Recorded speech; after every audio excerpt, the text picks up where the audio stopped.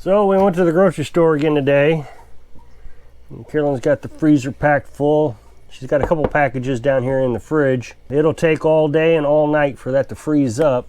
One of the things I like to mention when I go to grocery shop, and I try to mention it every time, but there's been a few months now that I've forgotten, is you try to go grocery shopping when it's a good sunny day. And you do it in the morning. That way, when you get home, you can put it in the freezer, you turn the refrigerator all the way up and let it just run all day while it's on the solar panels. That way at night, hopefully, this will be frozen enough that you can turn it back down to, 1 or 2, or wherever you keep it at. I keep ours at 1, it does fine. And then it should just cycle on and off as normal during the night while it's on batteries. Over the winter, it's not that easy. You gotta, it's just not easy. You don't get enough sunlight, it's always cloudy, it's hard to predict. So what we do in the winter is we try to do it on the coldest day possible. We try to, look at the weather app, plan it out. And then when it's really cold, we'll bring the food home, we'll freeze it outside, and then we can put it in the freezer. That way we don't have to adjust that at all. Last time I went to the store, we had to run the generator overnight. It just clouded up on us. The planning was poor. I don't remember what happened, but we had to run the generator. So hopefully I won't have to run the generator tonight. You run it all night long and you've wasted all that propane. But I've added that into our food cost. The propane cost or the gas cost, our propane generator. I keep saying propane. Should explain what that is. But you got to add that into your food cost. These inverter generators don't use a lot of gasoline. They use about a gallon every 11 hours. So you figure you run it from 9 o'clock until 5 o'clock. That's 9 hours. So let's just call it a gallon of gas. Well, with gas prices up at $4.75 now, it's not a huge increase in cost running the refrigerator overnight. It's just a little bit. With the propane costs a little cheaper now than gasoline. So let's just call it $4 to run the generator overnight with propane. So that's something you got to think about. Shopping and trying to freeze meat is probably the worst thing we have to do. So like I said, we went shopping today, and I tell you, I was really surprised by the emptiness of the meat aisle. I will admit that I get messages from John from Texas and different people. John sends me messages all the time from his military commissary, and they're always out of meat. I mean, he sent pictures 3 or 4 times, but today we noticed it. Now, normally we go grocery shopping on Friday. Not sure why we didn't this time, but we didn't go grocery shopping on Friday, so we decided we was going to go today, which is Monday. So when we got there and the shelves were a little empty, Carolyn was thinking it's because it's Monday. They stock up on Friday. But then what really concerned us was the manager came out with an employee and said, spread that out, spread the meat out in the cooler to make it look like it's fuller than it is. That concerned me. If it was just that they were waiting for another truck because they had a big rush, I don't think it would have been a big deal, but it was obvious they were running low on food. So it's starting to become a big concern. We're going to go next time, which is a month away. We'll go on a Friday again just to see if this is a shortage or if this is what happens on Mondays. I asked Carolyn, they had some pork butts there. That was the cheapest meat they had. It was like $1.29. Everything else was just outrageously expensive. And I said, do you want to can some pork butts? So we did that about 2 months ago. We brought a bunch of that home and canned it. But we have these chickens that we're getting butchered here in a few weeks. I don't know how long, 6, 8 weeks, whatever it is. And so we want to make sure we have enough jars and resources, lids and all that. So we didn't want to just go and buy pork butts. It's a little extra work having to can it. So, but she found some pork steaks or something. I don't know what they were. They didn't look like steaks to me.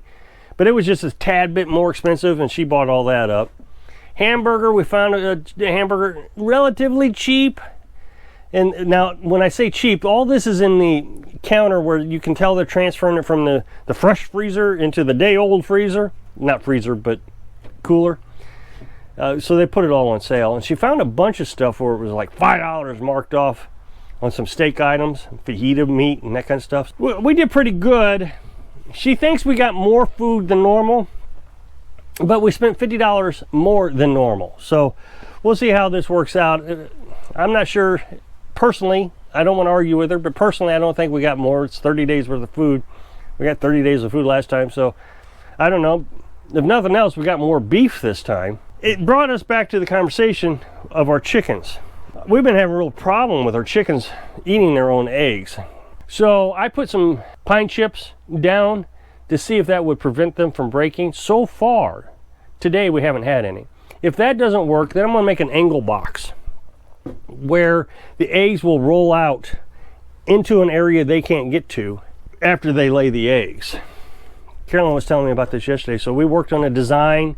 I was gonna build it today, decided not to, and it's not hard. I'm just gonna use this 1x6 I got here. I got one piece left that I was building the porch with. I don't know how I came up with extra, but I got one piece left. So I'm going to use that, and I can make these little angle boxes where the eggs will roll out from underneath them when they leave. Then again, if Frenchie is just getting on top of them and breaking them, then we'll know.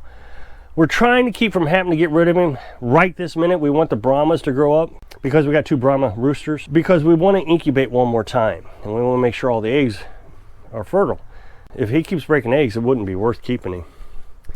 So yesterday I was telling you about the chickens and how we try to make sure that we have eggs all year long. So we have the Americanas, they produce eggs from spring to fall. Then we have the New Hampshires.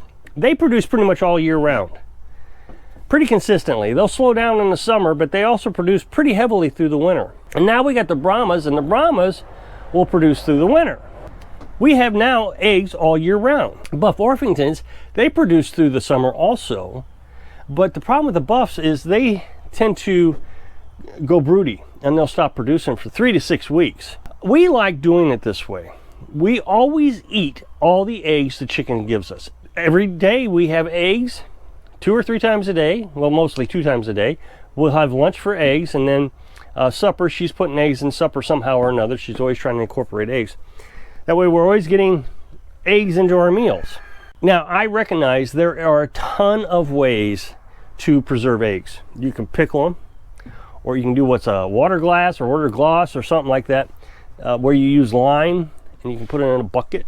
I understand all that. First of all, you don't even have to refrigerate them if you don't wash the eggs. They have a coating on them, so you don't have to refrigerate them like 3 weeks. I think it's 3 weeks. You can leave them out. The problem is we have roosters, and with the roosters, they're fertile, and we also don't have an air conditioner.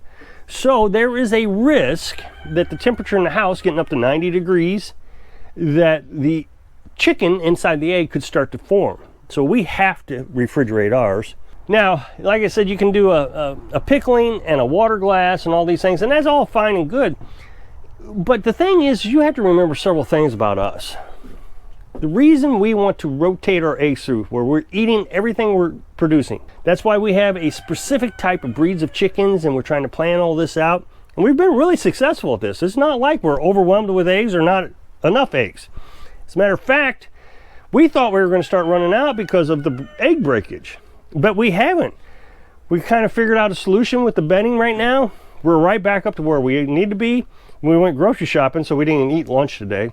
So now we have enough eggs to start lunch again tomorrow. Like I said, we don't have a lot of storage. Now, we are working on doing a root cellar. We have storage in our well. And then we have all our shelves filled up with canned jars, like this. We have, what, nearly a year's worth of food of canned meat. Storing eggs doesn't really make a lot of sense for us. The other thing that I would like to bring up is I don't want to risk losing our food. And this is very important to us. I mean, think about this. We have a year's worth of food that we have raised chickens, or we went to the store and bought on sale. We got all this food. And let's just say I get clumsy and I knock off one of the shelves in the house where these sit. I'll lose 6 trays of this, so 6 times 12. That's a significant amount of food that is lost. Let's say we've got eggs in a bucket, water glassing, and I get clumsy and I knock a bucket over and I've lost all those eggs. So everything that you've tried to do, you've just lost. I'm going to store eggs for wintertime. Well, now you're not, because you just dumped them out, and there's no way to recover that food. It's a huge loss. It's a loss of money, loss of food, loss of everything. I would rather the chickens give us what we need to eat. When we were nomads, we were traveling around the country. We had a pop-up camper. That's how we started out our adventure. We were down in Florida for the winter, and we were doing really well. Life was doing pretty good. And someone burned down our camper. It is quite amazing how much stuff we had in that camper that's gone that we still could use today. All our important papers are gone. Birth certificates, social security cards, all that Carolyn had is gone. In a pop-up camper. Now, can you imagine your house burns down and you've got a year's worth of food in jars? That's going to be gone. So the house burning down itself is devastating. Now all your food is gone. All the food that you planned to eat for the next year is gone. Then we have eggs stored up somewhere. Imagine how much work and money was invested in those eggs. So I feel like the better solution to living off grid is having a rotation of food where you're eating everything you're producing, not trying to stockpile for the winter. This is why I keep stressing that we have chickens that can produce all year round, one way or another. The Americanas in the summer, Brahmas in the winter. And it's extra work, and the line costs extra money, although it's not a lot of money. So somebody's going to say, oh, it doesn't cost anything. It costs something.